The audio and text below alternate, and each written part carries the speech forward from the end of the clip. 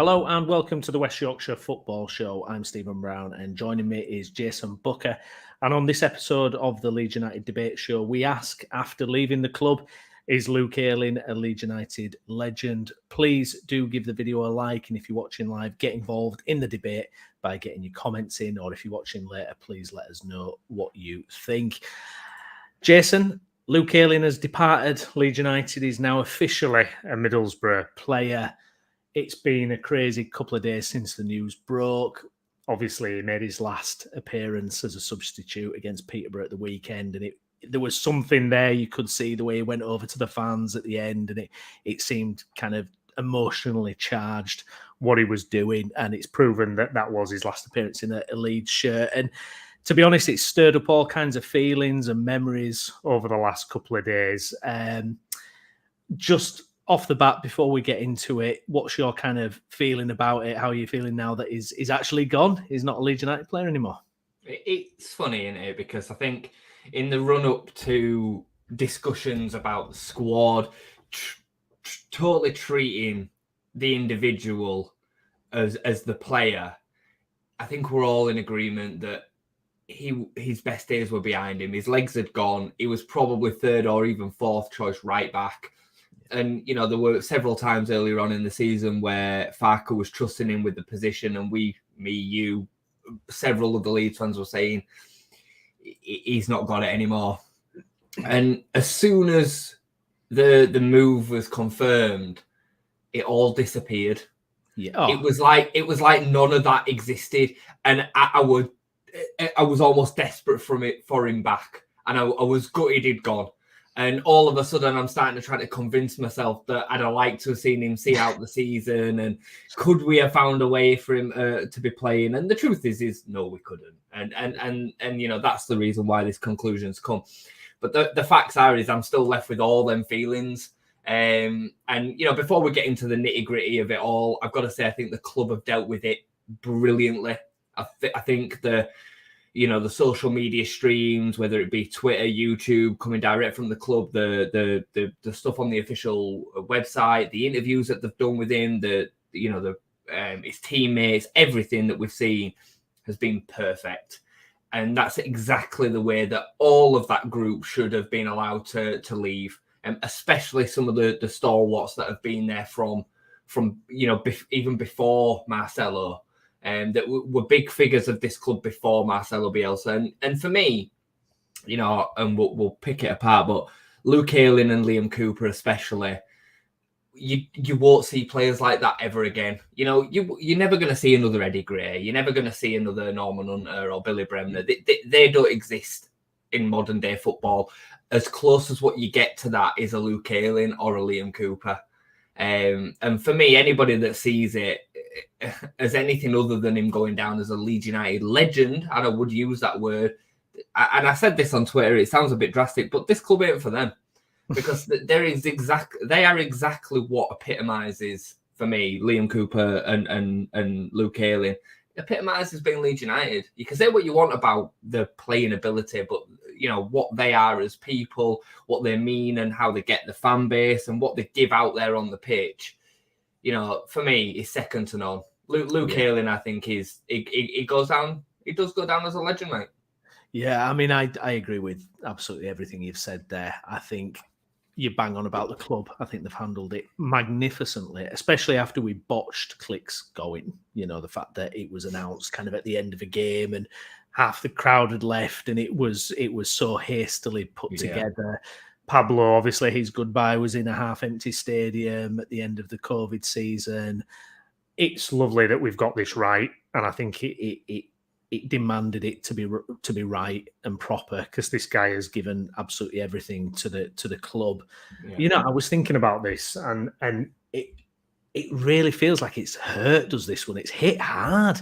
It's really hit hard watching Luke. I think because we've all been on the journey with him, and I don't think anyone epitomised that whole Bielsa time and how average players improved to Premier League level. He nearly got an international call-up, for God's sake, more than Luke Ayling. And, you know, what he's overcome in so many aspects as well, you know, the speech impediment and the fact that he's always vocal, he was always putting himself up for interviews. And just an absolutely tremendous player. And you're absolutely spot on as well when you say that. I was actually looking through my tweet history last night, seeing if what had I said about Ayling over the kind of last couple of seasons, and there were a few times where I'd said, "Oh, it should be dropped," and all this kind of thing. And you're absolutely right. As soon as it was announced, it's those last 18 months, 2 years, whatever. It doesn't even matter to me. It doesn't matter. It doesn't take away anything. I don't care about it because there's just so many unbelievable, fantastic memories from Luke Ayling with this football club. I think as well, Brownie, he's very different to the other players that have left over the last few years. Like Rafinha, when Rafinha left as an example, the disappointment was gut-wrenching because we knew the type of player that he was. But in his head, we all knew he was going to go.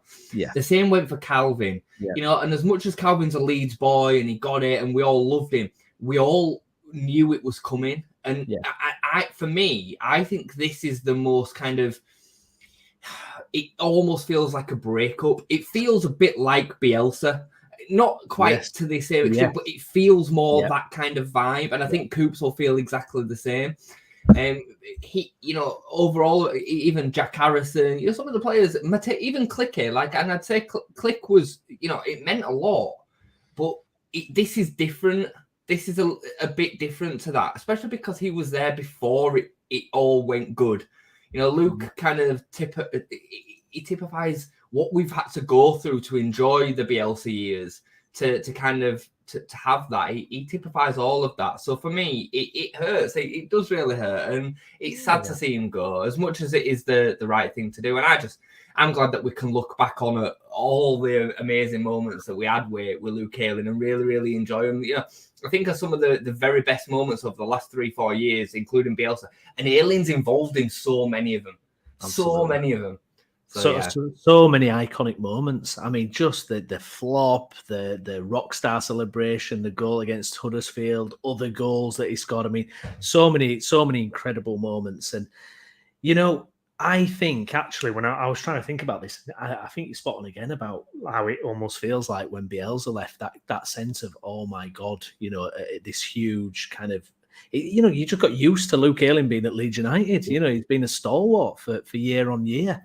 You don't think these things are ever going to end, do you, really? You just think it's going to carry on going, but obviously it has to end at some point. We're down to 3 now. We're down to 3, I know. But, I was thinking, I don't think I've had as much fondness for a player than Luke Ayling ever supporting Leeds. I really think, when I think about players I've loved down the years, when I was growing up, and it was the O'Leary team that we talked about on a few episodes ago, and it was Alan Smith and David Batty, and obviously, loved those guys.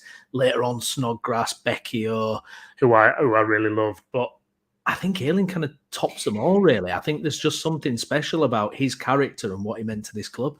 I think that's spot on. I think there's definitely something to be said about his character, his personality, him being a leader in the group. I think him being English as well, and his journey within English football, Yeovil, Bristol City, the whole kind of Arsenal thing, and him being a Champions League player. I think that all makes a part of it, because, you think of Pablo as an example, and we all love Pablo. Yeah. Why didn't that feel exactly the same as this, as an example? And I do think if Pablo had been English, as an example, I think there'd have been a certain change in that kind of feeling. Or maybe it's his personality, maybe because Pablo was quiet, periphery, the kind of the wizard. I don't know. I would, hadn't it, with Pablo? I know it's not been ideal for Ayling, but I think with Pablo, he fell out with Bielsa. He did, yeah. It all soured a little bit, and it wasn't. It was wild as well because the team was doing so well at that point. We finished 9th, and I don't know. I guess we felt like we were still on the crest of a wave somehow. I just think he's so relatable, mate. I think that's what it is. I just think he's so relatable, and I seen that Arthur put there that we need better than Ayling. We do. We absolutely do, and that's why this decision's been made. Because for me, if Luke Ayling gets 20-25 games a season, if he actually thinks he's got the capabilities to get back in the team, I think he stays. I think he'd stay here until the day he retired if he had the choice. This doesn't strike me as a Luke Ayling kind of forcing a move out. He's asked to move because he's not playing. And we absolutely do. But that doesn't mean that we then can't celebrate and enjoy what he has given us and look back on it fondly and, discuss it and talk about it, because for me, there's nothing but good things. There isn't anything that I think about Luke Ayling. I think of all the good stuff. Even when we were struggling, even when he was on the slide, he was still there to give us everything, to pull us back in games. And I know we're going to touch about some of his key points, but the Wolves game under Jesse Marsh, then the Wolves game again the season after, which, ultimately didn't mean anything. I think, my favourite goal that he scored was actually the Manchester United away goal. I think that's an unbelievable strike, and unfortunately it counted for nothing. But it's so typical that he's the player that runs onto that and scores that. That's just Luke Ayling in a nutshell. I'm probably skipping over more pages than I need to in one here. But the moment at the end of the whole game is one that sticks in my mind. It's one of my favourite Luke Ayling moments when he's giving it to Stewart about Leeds are up here and Hull are down there. And he's giving it all this, and I love it. And he's just, we don't have them characters much anymore in football anyway. And we're running out of them. Very quickly, we're running out of them. Yeah. It's true. We're left really with Liam Cooper and Stuart Dallas, who I wouldn't even say are that kind of characters, to be honest. Luke Ayling, Matthias Klick, Gianni Alioski, I don't think they've had as many iconic moments as Luke Ayling. I'd agree. He's got several, moments that just stand out in the memory completely. 100%. For me, one of the things that stands out for me, and I think he was at his absolute peak at this point, was in the first year back in the Premier League. And there was an unbelievable game that's kind of been forgotten about, but it was Leeds 1, Manchester City 1 at Ellen Road. I don't know if you remember that, Rodrigo. Yeah. That was an unbelievable game of football. We played really well. We were dominated for 30 minutes. And then I always remember Ayling breaking through, and he nearly scored. It was typical Ayling, ball carrying right up at the top end of the pitch. And, taking it round players and, showing a bit of skill. And he has that kind of way about him that he could do that. And, it stands out in the memory a little bit, does that? Because it was just like this guy, he was close to getting an England call up, and you could see why, because he was just unbelievable, the engine on him. For me, Brown here, for me, I mean, he owes a lot to Marcelo Bielsa, and he says as much in a lot of his videos, and you can see how much of a benefit he was to his career. He didn't ever play Premier League football without Bielsa, and I don't think he's too proud to say that. Yeah. The thing is with Luke Ayling, he was never, ever, ever a Premier League player. He didn't have the talent for it, but what he did have was attitude, aptitude, the willingness to learn, and the willingness to run and put his body on the line, the stamina that he showed. He was willing to sell himself to Marcelo Bielsa with everything that he had to try and achieve what Bielsa said that he could. And he played so far beyond himself for so long there. Like he had no right to play at them levels for the best part of 3 years, really, that he played to them levels, the 2 seasons in the Championship and the first season in the Premier League. And to reach them levels, given what he actually had at his disposal, is all credit to him. It says everything about him as a person, him as a man, him as a footballer. It's an unbelievable achievement to be able to see his career, reach them levels, to play that many games in the Premier League. Bear in mind, he was not long before that considered as not being good enough at a Championship Bristol City. He'd played his career at this point in League One and League Two at Yeovil. It's some story, and he deserves all the credit in the world, because no matter who you've got leading the ship, you still have to be prepared to do that. And he was, and for me, he's just unbelievable bit of business, and he will go down as 100% a legend. 100% a legend. Absolutely phenomenal. I mean, let's get into it now. And if you've not seen it, if you're a Leeds fan and you're on Twitter or X, you will have seen this tweet. It's from LUFC Data, which is an absolute, it's a gold mine for Leeds United fans. It's an absolutely brilliant account. But he basically put a tweet out yesterday, and it just summarised lovely everything, really. And like you've touched on there, Jason, £200,000 signing from Bristol in 2016, just as Gary Monk was arriving at the club. I mean, £200,000 for all that. When you think about, just think about what Leeds have spent in the last, 5 years or so. I mean, we talk about, the guys that came in last year, and signings that have come in. I mean, £200,000 to get it? all that for £200,000 in and it came through a recommendation from a loan player. Yeah. You know, I mean, I don't know if a lot of Leeds fans know that, but Kyle Bartley and Luke Ayling are best mates, came through the Arsenal youth together, and Bartley on loan from West Brom recommended to Gary Monk to sign Luke Ayling. He was available at Bristol City, he wasn't playing, and we went out and signed him. That is just fair, isn't it? And he got us. He got us from day one, didn't he? So, but yeah, for £200,000 in modern day football, I mean, in the Championship, it gets you nothing. No, but I mean, that is staggering, absolutely staggering. A couple of other things to mention as well is, I mean, his assists that he got. So there's only Snodgrass, Pablo Hernandez, Jack Harrison, and Ross McCormack Becchio who've registered more assists than Ayling since the start of the 2004-2005 season. Bear in mind, he's playing at right back. So he got 21 assists for Leeds. Also, I think what really stood out when he was at his peak was the ball carries. I mean, that stat where have you got the stat? No, well, so in the season that we were in the Premier League, the first season in the Premier League, he was second only to Lionel Messi on progressive carries in the world. Like in the league that season, in that Premier League season, we finished 9th. Luke Ayling was the second highest in all of the major leagues, behind Lionel Messi. I mean, it's unbelievable. It's unbelievable.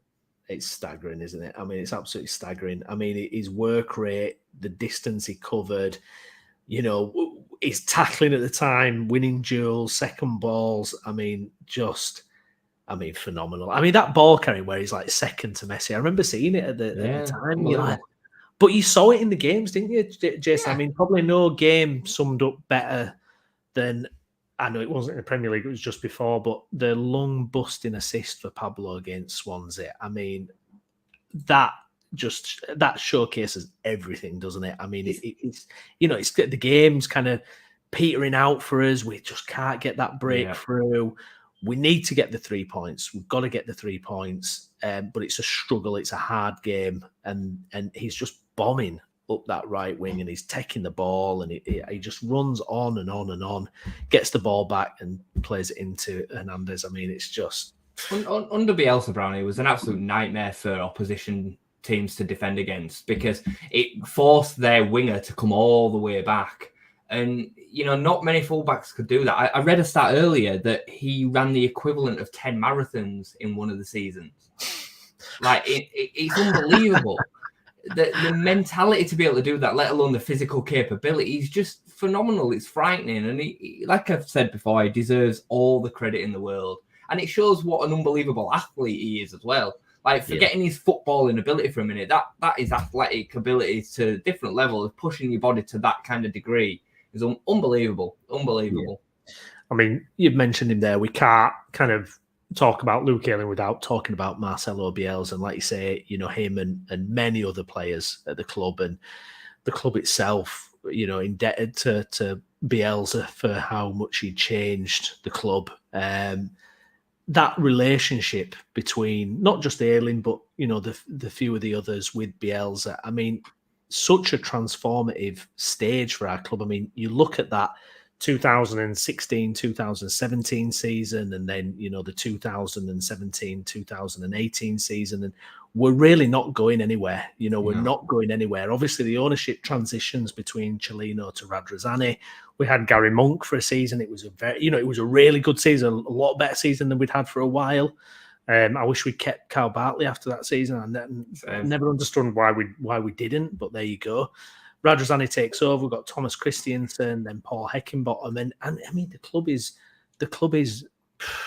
treading water. I mean, it's just, you know, we had this new owner coming in, and, you know, but it needed that spark, and obviously we had Bielsa who came and transformed it. And you look at Ayling from the moment Bielsa comes in, I think, you know, him and Dallas and Cooper were all kind of aware of what was coming around the corner when they heard they were hiring Bielsa, knew they had to be on it with the fitness, and it proved so, didn't it? I will say to that though, and again, this is testament to them lads, you know, and the players that we had, because it's one thing having somebody like Bielsa come in and try and change an ethos and apply a tactic.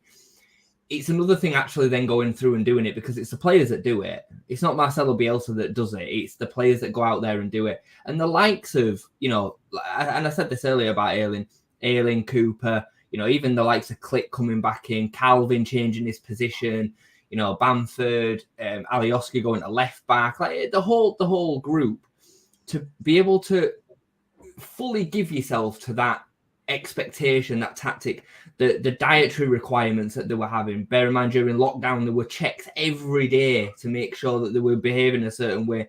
The training regimes, the no breaks and sleeping at Thorpe Arch. They had to sleep at Thorpe Arch instead of going home and stuff. Like, that is a lot for a footballer to commit to, and they all committed to it. And if they didn't, they were gone, true, but they still committed to it 100%.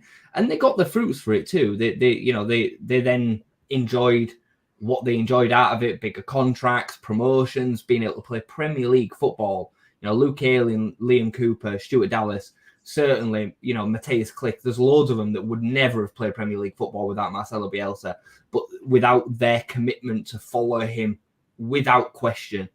And, again, they deserve all props for that, I think. Yeah, no, absolutely. It's you think about someone coming into your work and radically changing the environment and the expectations, and your length of working day doubles. It's crazy, isn't it? And I mean, he was humble enough to do it. He like you say, he come from Yeovil and obviously Bristol, signed for 200,000, and that's the way it was. Jason, talk to me about the Huddersfield goal. What's to say about it? I mean, again, I feel like I had this conversation about Pat's goal the other day, but if a top level, a Gareth Bale, a Zinedine Zidane, a Ronaldo scored that goal, you'd see it constantly all over world football. But because it was scored in the Championship and a Yorkshire derby, and it was Luke Ayling, it's kind of only us and maybe a few Championship accounts that replay it every now and again. But unbelievable technique, so typical of Luke Ayling. You look through some of his goals and he scored a few worldies. Technique on it was unbelievable. His positioning was Bielsa all over. The two fullbacks, I think it was Harrison who crossed it, but Alioski was as high up as Harrison on one side, and Ayling was as high up as he was on the other side. And the last goal before the world shut down, and as he says himself, he got to kind of dine out on that for a few months while everyone behind closed doors. Unbelievable goal, great opposition to score it against as well. It'll never be forgotten. And that grey version of it, where he's mid-air with the bicycle kick, will be played around Ellen Road or hung around Ellen Road forever. It will. Phenomenal, isn't it? One thing you've just reminded me, I know we're jumping about a little bit here, but you mentioned Jack Harrison kind of crossing it in for him. And for me, the kind of leaving statements, sums up kind of where they're held, in affection terms with the club. I mean, Luke Ayling's come out, very heartfelt statement, very heartfelt video, Jack Harrison said he'd keep an eye on our results. It's kind of staggering, isn't it, really, how there can be so much kind of warmth from one player and the other, who went on a big journey with Leeds as well. And it just feels so kind of, I mean, the Jack Harrison leaving, to me, it was like, I was kind of surprised with how dead it was, really, because I'm thinking, hang on, didn't this guy got promoted with us? Like, Bielsa made his career, like, and that's all. That's the emotion behind it. I don't know. I could be reading too much into it, but when Luke was listing some of the players that he played alongside, and he held dearest to him, he mentioned some that had now left, like Pablo and others. Never mentioned Jack Harrison, and I always consider Jack Harrison to kind of be a stalwart of that team. He was there a long time. He was on loan through the whole of the Bielsa Championship era, then signed for us in the Premier League. And I just think it says everything about him.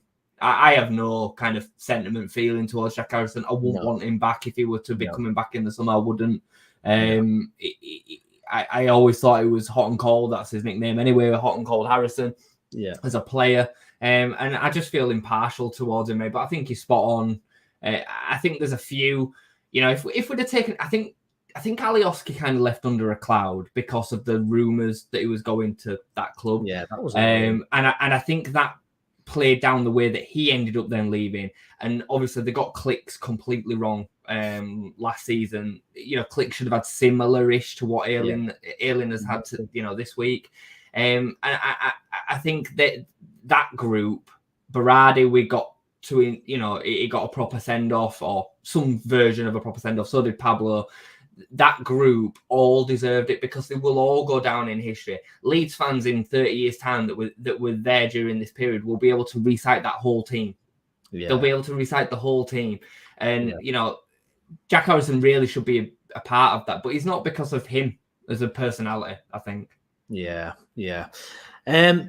You mentioned that crop of players there, and there's been a lot of clips going around social media, you know, pictures of them all when they got promoted as champions of the championship. I mean, it just evokes those special memories, doesn't it, Jason? And this is why it's been kind of an emotionally charged couple of days, hasn't it? Because when you see it all, you go, I remember, you know, at the time, it was so stressful trying to get promoted. I almost kicked myself. I go, oh, Christ, I should have tried to enjoy it a bit more. But you're so kind of wrapped up in it. And it was 16 years out of the Premier League and we were so close and we just needed to get over the line. And then when it happened, I mean, those celebrations, I know it was COVID times, but I mean, it's just glorious, isn't it? Glorious stuff. My missus has been playing pop with me for the last couple of days because I've been getting a little bit down about it because with Luke leaving, like genuinely, like I'm quite an emotional guy, really, and where my club's concerned, like it hits me in the chest. And you know, Leeds for me is a way of living. I consume content like all week, nearly every day. I would say probably every day. Then the game comes and I stress up until the game, and then the game happens and I either enjoy it or not, depending on the way that the results going. And then I think about it all Saturday night, and that's how I consume it. And during that period of time, I fully fell back in love with my club and my team. And I associate the likes of Luke Ayling with that. Like it's almost like if you're a Harry Potter fan, he's one of my Horcruxes. That's what it's like. It's like, but one of part of my heart, and like someone who's never seen Harry Potter, I don't have a clue what you're talking about. Yeah, I'll explain it to you later. But Harry Potter fans would know what that means. He is like a part of that kind of that moment in time as a Leeds fan that I can't ever let go of because it was just so enjoyable. It was so much fun. It was so heartwarming. You know, every experience that we saw with Bielsa, especially during the championship days, was just amazing. It was just such a wonderful thing to be a part of. And you know, as time's gone on and that started disappearing more and more and more, starting with Bielsa leaving and then the players starting to move out and stuff, it is hard to accept. It is hard to accept. And then when you have the opportunities to kind of reminisce and look back and watch some of these videos and make yourself a bit upset through some of the leaving speeches and thanks to Luke Ayling and stuff, you do it because it just reminds you of how good that was and how enjoyable it was. You know, there is an old cheesy saying of, you know, don't be upset because it's finishing, be glad that it ever happened kind of thing. And that is the way that we have to remember all of them players, Bielsa and that time, especially because it was behind closed doors and locked down and all the rest of it. It for me, it helped me get through that time. You know, when we were stuck in 100%. Home, we couldn't see anybody. It was amazing, mate. It was amazing. Yeah, I totally agree. Yeah, it was tricky for everyone, and that was your focus of the week, was it? Get through, and you'll get to watch the footy at the weekend at least, and it's something to hold on to. And yeah, it's a special time, and it's so bittersweet to kind of, you know, when these players leave, when, you know, Ayling leaving yesterday, and you're watching the videos, and you know, it's that thing of, can it ever be as good as that again? Because that feeling in football, because I agree with you, it reignited my passion for Leeds United. It reignited my support for Leeds United.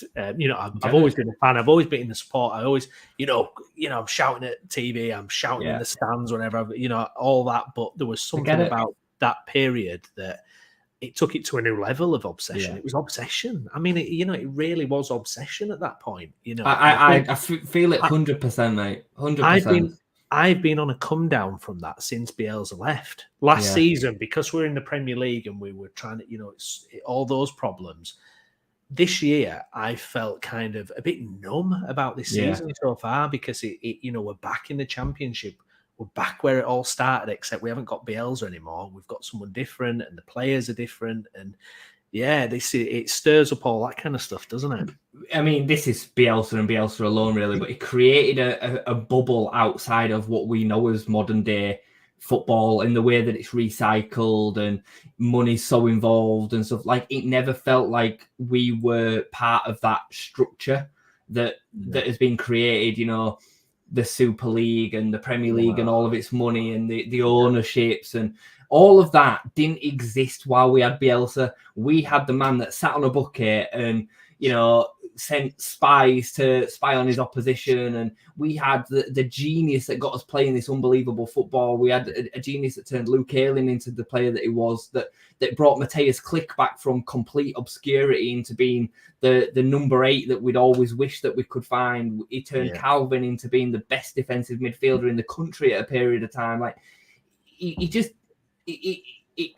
I find it hard to find the words for sometimes without just rabbling on. And but to bring it back to Luke Ayling, you know, he, for me, as a player, probably even more so than Liam Cooper, he epitomised Bielsa and everything that we were during that period of time.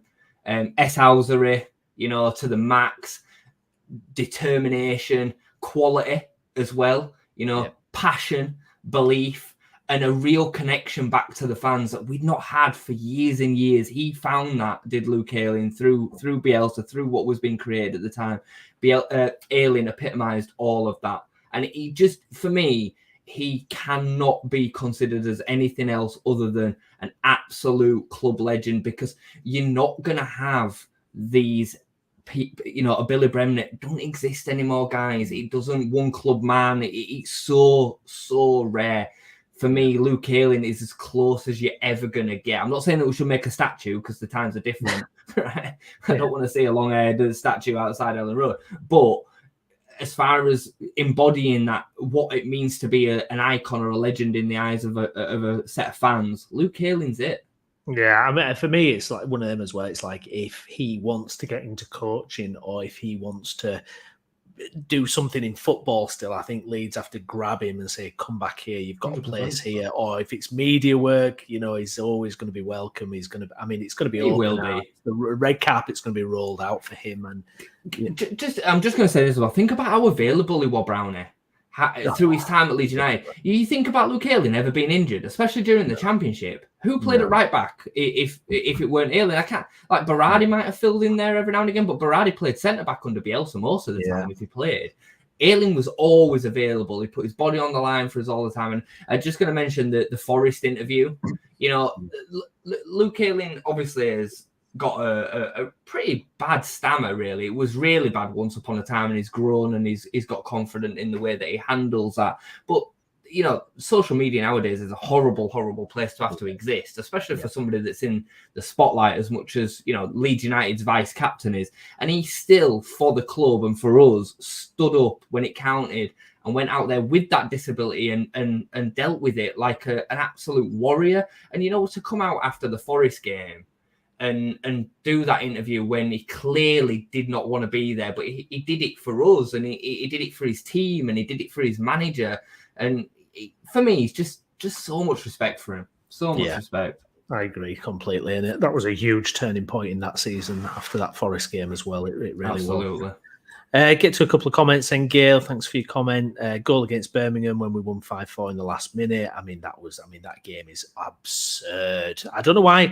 About 3 weeks ago, I had watched the highlights of that. I don't know why, but it's ridiculous. The last goal was actually an own goal. If you watch it back, it was scored by their Wes Harding. But Luke Ayling's in the box, isn't he? And Ayling's in the box. He's causing the problems. But Ayling's finish that day is again an absolute worldie. He rockets it in from 25 yards out, and his celebration. And then his celebration when the own goal goes in, because he just loses it, doesn't he? He just goes ballistic.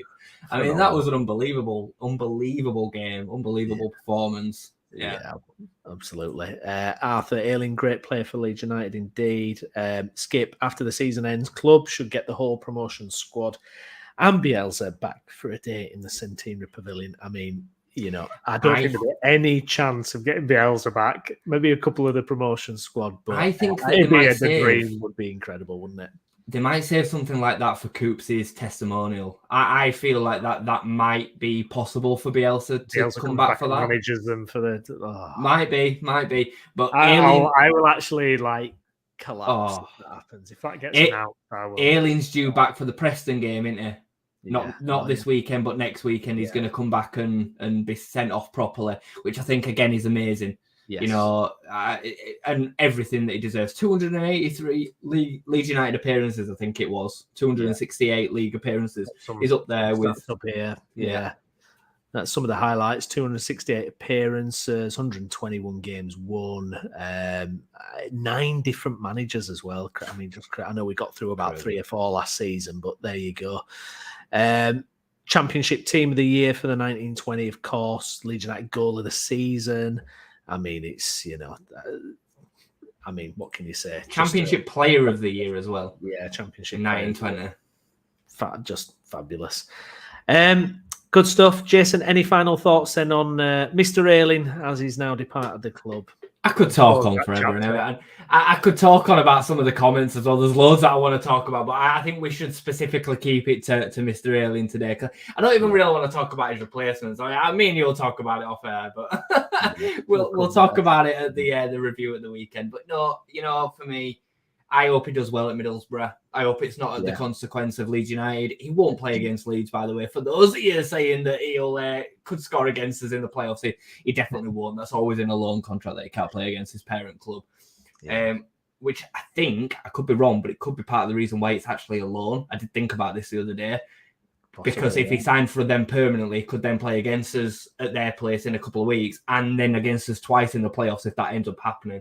But thankfully, that won't be happening because he's on loan.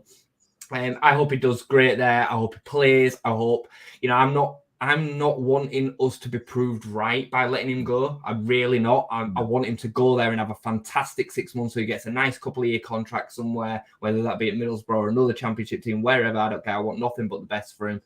And, you know, he does for me go down as a Leeds United hero, legend, whatever word you want to put to it.